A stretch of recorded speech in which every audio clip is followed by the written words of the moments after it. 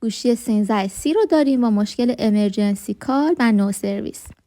گوشی رو باز میکنیم و مواظب میشیم که اثر انگشتش پاره نشه.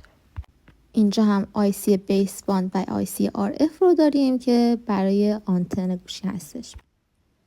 بعد از جدا کردن دوربین ها میریم واسه در آوردن شیلد.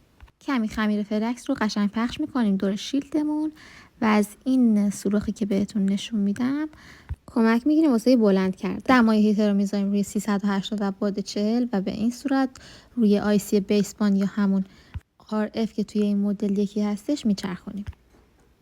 قشنگ گرما رو میگیریم دورش، پنس تیز رو میذاریم روی اون سوراخ و کم کم باهاش بازی میکنیم، خیلی آروم که کفکن نشه. حالا میخوایم این آیسی رو ریبال کنیم و یه تکون خیلی ریزی بهش بدیم.